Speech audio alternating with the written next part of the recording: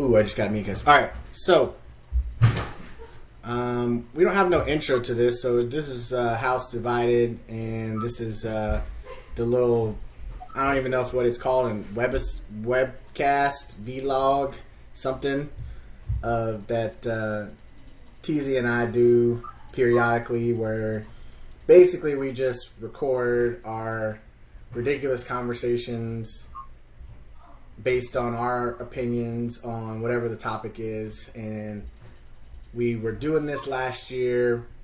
We did a couple podcasts or whatever this is, and then we just kind of fell off from laziness and technical difficulties. So we're going to try again in 2023 to see what we can put together. So I got TZ on the line. TZ, you there? I am. And I'm Tyree. So anyway, we're House Divided. I'm obviously the important one I'm the Aggie. Tarek's the Longhorn. We'll try not to be too Homer as fans, but occasionally our Homer sides take over and we have bad takes. But we've historically, and historically I mean by 3 episodes, have been fairly un-Homer about our reviews on certain things. So we'll try to continue that in 2023. So on this first episode of 2023, the first conversation is going to be about the hottest thing going on right now, and that's the running back market.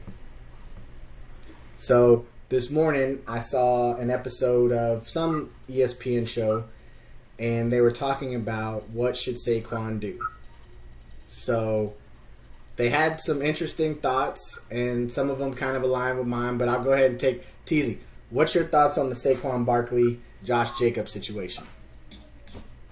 I mean, it sucks. Like I said, I got a son of my own right now, and if he wants to grow up and play football, he certainly won't be playing running back. That's for sure. You say that, though, but $10 million is still 10 more millions than your son has right now. I understand that aspect of it. It's the fact of feeling like you're not being valued for what you're doing, your production or your skill level, however you want to put it. Like I said, it's an offense. It's like, I could be making 100,000, but if I feel like I should be making 200,000 because I am doing the most work or the best leader, this and that at my job or whatever, then I'm always going to feel underpaid. So it's not about how much money the person's making. It's about feeling that at least you're being valued contractually correctly. Yeah, but in your, that's good that you brought that up. So in your current situation, do you, like, if you felt like you were undervalued, are you going to stop doing your job, or are you going to keep doing your job at your undervalue and still look to figure out ways to get more money? Well, it depends on where I was at in the situation. So there have been times where I've done the value of what they were paying me and stopped doing more and extra. Right. So not doing extra, but I'm talking about, like, if they pay you to stamp a piece of paper every 10 minutes, you're going to stamp that piece of paper every 10 minutes, right? You're just not going to do it every 5 minutes. Correct. So, okay, so then I'm talking about that from the Saquon Barkley standpoint. He carried the ball 290 times or some series of numbers that we looked up the other day, and he's come to the conclusion that he's undervalued at $10 million for this 1 year. He wants a long-term deal. He wants guaranteed money. Whatever he really wants. I don't know that anybody really knows the truth, except for Saquon Barkley and the people in the Giants organization. And he's saying that's worth more than $10 million per year, and I want it guaranteed in case I get injured, allegedly, blah, blah, blah. But for me, it's like, take the $10 million. Just don't do the extra. Take $10 million, carry the ball, and we talked about this the other day. Take the $10 million, carry it 200 times, score your touchdowns, save your career. Because right now, and I didn't know this until this morning, that him holding out is not like it used to be holding out. Like, it's not like he has an option of, okay, if I hold out and the Giants realize they need me, they can come back and give me a $20 million guaranteed contract. Negotiations are done. Did you know that? Yeah. So no shows. Yeah, and so he takes the $10 million or he doesn't play. So knowing he got to take the $10 million or not play, what's your stance on that? I mean, I'm gonna take my $10 million and give them $10 million worth of production. Right. Like we kind of had the conversation the other day, and you're absolutely right. Like, yeah, at the end of the day, I hate to say, because I also, like I said, I've been in team sports obviously, and know how it feels when you know like your best player or somebody that could be doing more isn't doing more, and so that feels a certain way. But at the end of the day, you're absolutely right. You got to do what's in best interest of me, and so yeah, that third down and 2. Guess what? I'm feeling a little winded, Coach. Why don't you put that back up in? Yeah. So somebody said it today that I thought was hilarious that he should tell Daniel Jones, better get you some bubble wrap, partner. Go ahead and run that first down play. See if you survive rushing for that 5 yards. You need a 35? Go ahead and run for it, Daniel Jones. You making 40 million. And I think that's the biggest thing, and why this makes the Saquon situation interesting, is because you can clearly see his value, what he means to the Giants and what he means to Daniel Jones. But I have to be okay with Daniel Jones making 4 times as much as me this year just because he plays quarterback.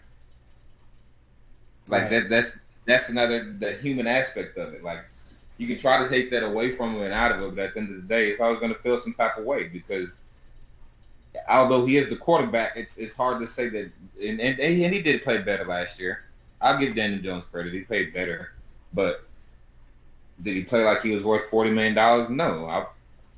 Not when I'm the focal point of the offense. No, he didn't play like he's worth more than me per season. And I get the whole this the market nonsense, but it's just like in our jobs that we do day to day. Like, if I'm doing a job and my title says this, and I'm doing all 75% of the work for the team, and you got a job title that says something else, but when I find out that you're making 4 times as much as me, oh yeah, I got a problem.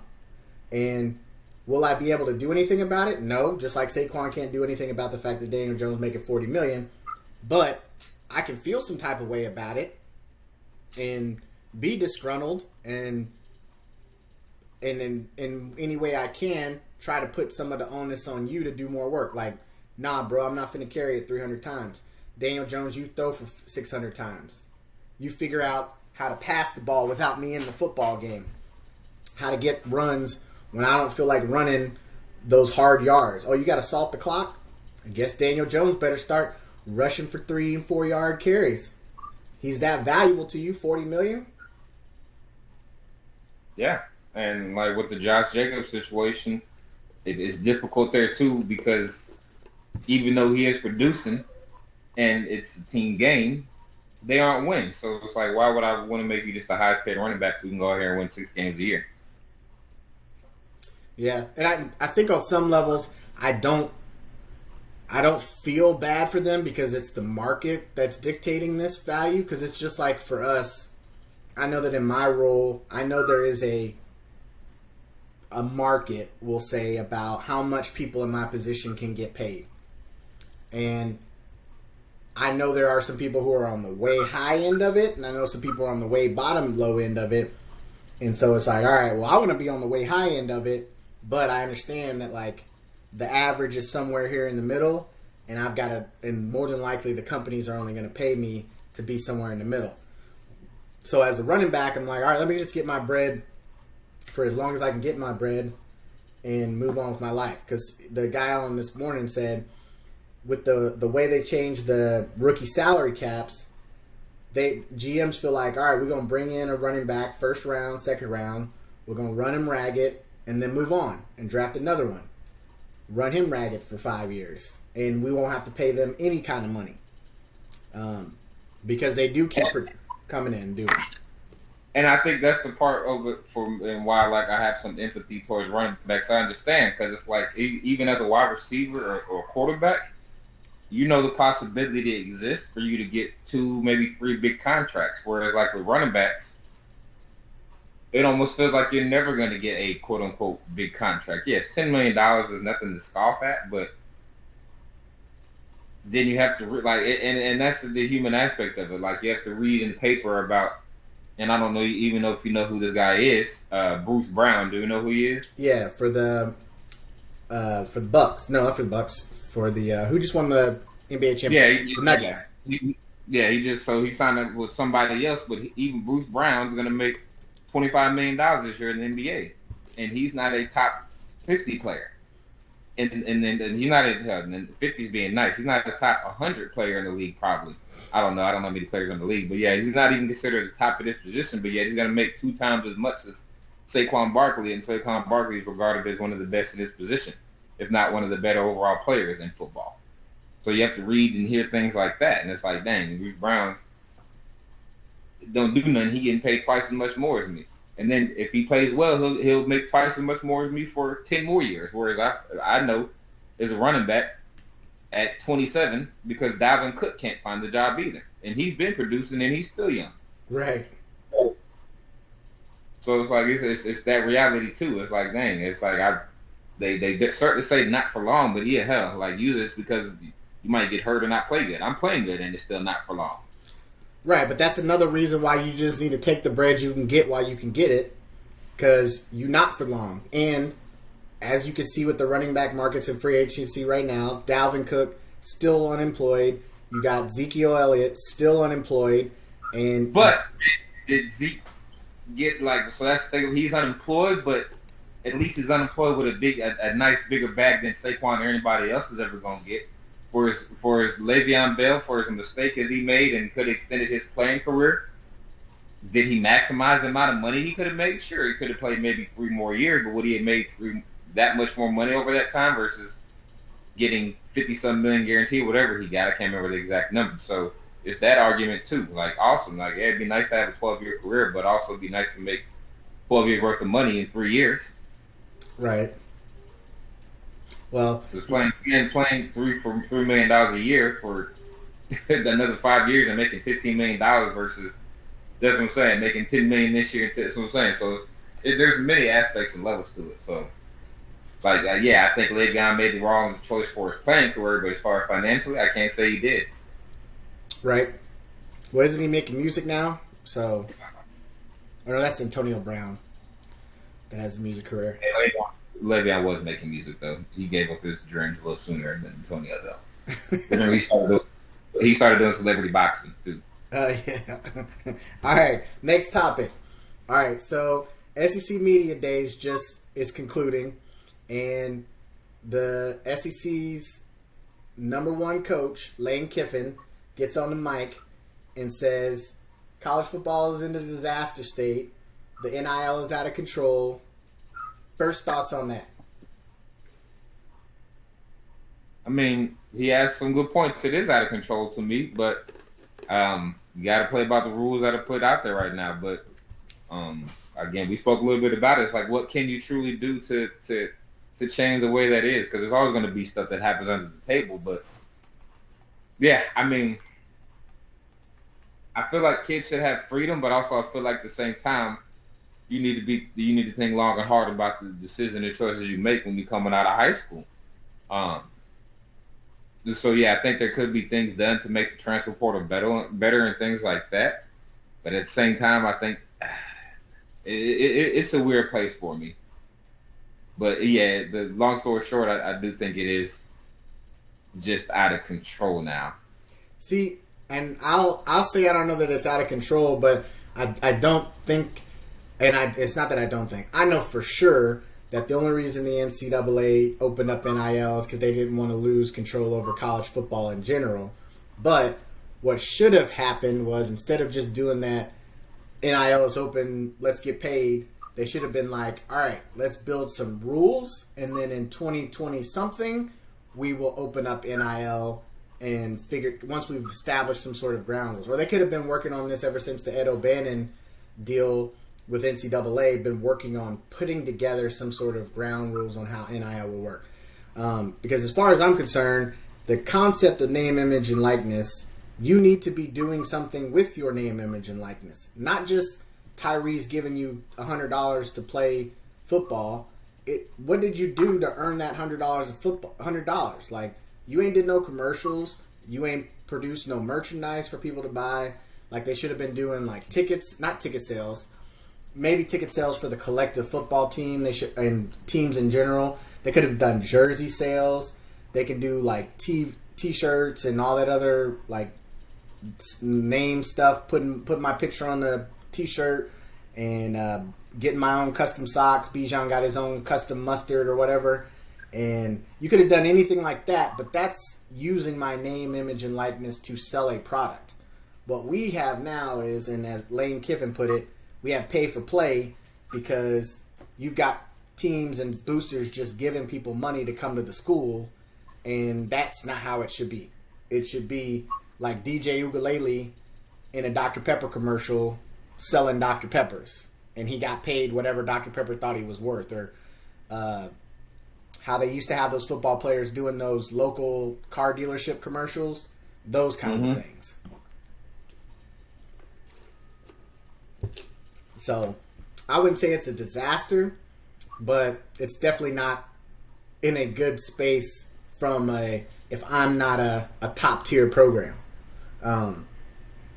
Because you do have the rich getting richer because the rich can pay for all the kids they want to come to the school, and the lower income schools are just not able to compete. So do you really think you really think the NILs had that type of effect though? Yep. Because I mean, Alabama and Georgia, like I feel like the schools that would normally be at the top of the recruiting and things like that are still at the top. Now there have been some surprises that I think you contribute to there being NIL, which allow those schools to have those surprise recruiting years and things of that nature. And I'm not referencing A&M or anything like that. So I don't think it's had that truly much of an impact as far as where the recruits are going. I think you can make a case that say a couple of more top like guys have gone to schools they probably wouldn't have gone to because of that. So maybe it's brought more parity and more balance to it. But I don't think yeah, I mean, there's been some parity as far as recruits that have no business going to Middle Tennessee State. And I don't know if anyone has really gone to Middle Tennessee State, so don't be upset, Middle Tennessee State people. But the number one quarterback in the nation is not going to Middle Tennessee State.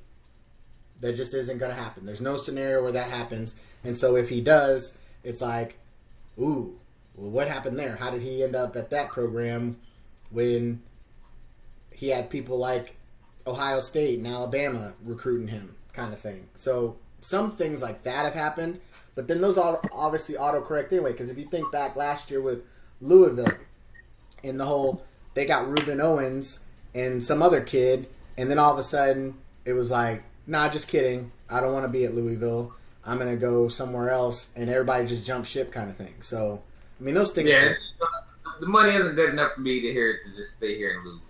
Right.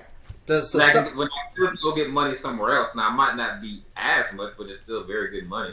Right. And then the Alabamas and Georgias, those are outliers, and same thing with Ohio State. Like, those three programs will recruit at this current juncture. They're going to keep recruiting and recruiting. Because they have cultures that are winning cultures. So they're attracting the top kids that want to play for the top programs and get the top attention for the NFL scouts. So you have a lot of that for those schools. And like for both of our schools, we don't fall into that category. We aren't currently on awesome winning paths where players are like, oh yeah, I'm gonna go to A&M and be the next punter drafted, or I'm going to Texas because I'm the best kicker since Dicker. And it's like, okay. I'm about to say now the kicker, special team players do when it comes to us. We do got some heritage and lineage there going as of late. We got the Seattle punter and Justin Tucker, which meant like so we ain't got no problem getting kickers and punters and long snappers and things of that nature. Right. But yes, I can absolutely say that because of the NIL and because we created some lineman fund, it certainly has helped us attract and recruit some top tier offensive linemen that have certainly paid off dividends already. It appears. Right, and so you do have Jeff Banks. So anywhere Jeff Banks has been, special teams has been top tier, and you guys should be paying him. I don't know if you are, but you should be paying Jeff Banks. But anyway, neither one of our schools should be benefiting as much as we are benefiting off of the NIL. Aside from the fact that we have coffers that are bigger than everybody else's coffers, and boosters that are so tired of not winning that they're willing to do whatever it takes to win, despite what we will admit to. Our boosters are willing to pony up to get kids to come to the school. So, and there's allegedly just they want to play for those coaches, which, I mean, it is what it is. When they transfer out, then it makes sense. So, for me, it's like, all right, the NIL is not where it should be, but it's not that big of a problem, as Lane Kiffin would say. And then you got the transfer portal you mentioned. And it's like, all right, well, Lane Kiffin got 39 of his players out of the transfer portal. And then he's going to complain and say the complete upheaval of a roster is bad for schools. Well, you're the one that picked up 39 kids out of the transfer portal. What does that mean you did to your roster? And I wish, like, there was some, like, database or some way to track, like, did that kid transferring into the transfer portal, did it actually help out his football career? Now, whether it helped out his life, the mental state, you know what I mean? I can't say that. Maybe he was in a bad mental place and him transferring to a new school. At least made him happy and he finished school and graduated and got a degree and stuff like that. So I'm not taking any of that away from the kid. But how many times did a kid transfer to a school and it actually worked out for him, that he increased his draft stock or whatever it might be? Because, for example, Jahmyr Gibbs, he was at Georgia Tech, and everybody saw the talent that he had. Like, oh, okay, we might have missed on this kid. He actually was pretty good after his freshman season. After he did it 2 years at Georgia Tech, and sure, would he have gotten drafted? I absolutely believe he would have. But would he have been thought of as a top flight running back at Georgia Tech had he came? No, I don't think so. So I think him transferring to Alabama to a big stage and then doing it on that big stage helped him out.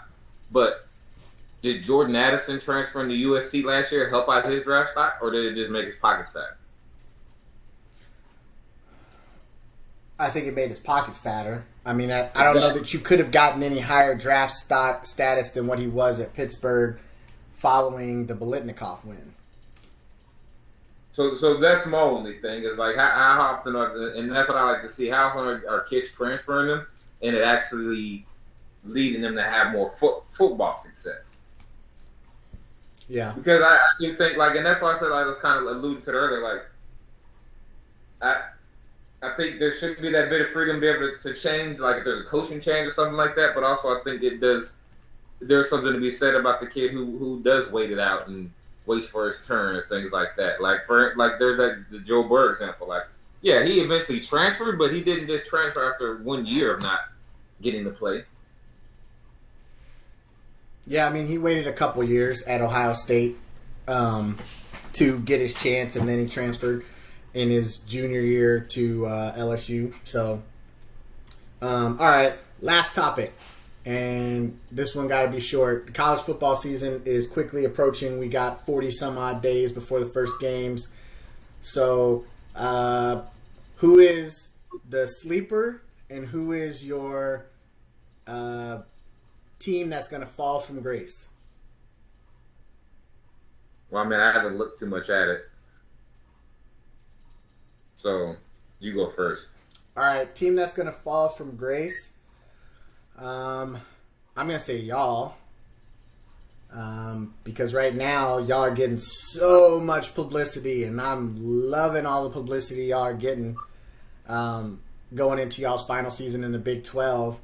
And for me, it's like, all right, if y'all don't at least get runner-up in the Big 12 and be at least in runner-up getting to the Big 12 championship game and just losing, not we finish tied for third and that gets us second place status in the Big 12 and some twist of fate kind of thing because of rankings. But if y'all aren't legitimately thumping for the Big 12 championship and making the playoffs, then that's going to be, for me, y'all fall super huge. And the sleeper Let's see. I don't know who would be the sleeper. Maybe. I don't know. I don't know who could be a sleeper pick because I can't think of any teams that I think are deserving of a top 10 ranking that aren't getting that publicity that they deserve. So we'll have to come back for that one. So, but maybe. Well, I'll say this for me. So I get what you're saying about Texas and as your fall from grace, but because we're not, to me, we don't have the. Hang on 1 second. My computer is actually going to die if I don't plug it in.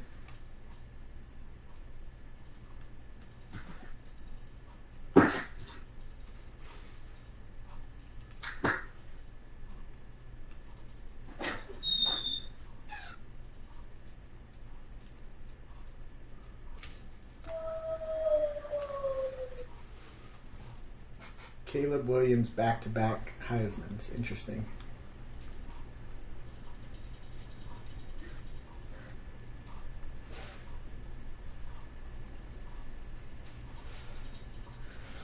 I'm going to say that my sleeper is going to be South Carolina and the resurgence of Spencer Rattler. That's who I think is actually going to climb up. Now, I don't think Spencer Rattler's any good, but nobody gives them any credit, and I think they might have a legit shot at getting something better than what they're not going to be Georgia to win the East. So there's only so far they can climb. So, like I was saying, I get what you're saying about Texas being a fall from grace, but to me, the fall from grace is going to be more something like Tennessee. I think Tennessee had a real fluky, good luck string of run last year, and they won a lot of close games. I don't think you can repeat winning close games like that on a consistent basis. Is that because they're the real UT, and you guys are upset with that? No, but so that's why I don't consider Texas to be a fall from grace today. We are being predicted to do well in the Big 12 and stuff like that, but we weren't predicted to do that last year and things like that. So, and we didn't have just a stupendous year last year. That's why, to me, we don't qualify as a fall from grace. If you get what I'm saying. But that's your expectations based on your reality take versus the hype machine that drives y'all's media. No, because we weren't great last year, and so that's what I'm saying. Grace would mean, for instance, TCU. TCU had a fluke year last year, so that's what I'm saying. But they had a good year last year. That's why I can't say grace because we weren't that high ranked last year anyway. So that's why but when I get what you're trying to say, but when you come into the preseason, you don't think that you guys are going to be a top 10 preseason team? I mean, we've talked about preseason, but sure. Do you think you will or you won't be a top 10 team? Yeah, we might. I think it's pretty much a lock y'all are going to be a top 10 preseason team. And I don't think you'll finish the season top 10.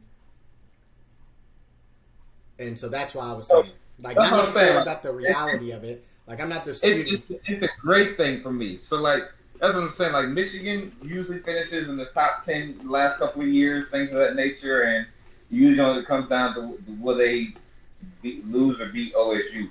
They usually finish at the top of the polls. That's what I'm saying. I see them finishing outside of the top 15 this year. That's why really? It's great to me. Okay. Possibly. But that's what I'm saying. That would be a fall from grace to me. Not just because they put us up in the top 10 this year. We didn't do anything last year. That's what I'm saying. I can't put Texas as a grace team. I understand we'll be ranked high, but there's not that lineage or history of us finishing there. What? Wait, what did you just say? Did you just say you don't have a lineage of awesome history? What? You just lost your Texas card. I guess. But I also got my honesty card, so I appreciate that, the man above.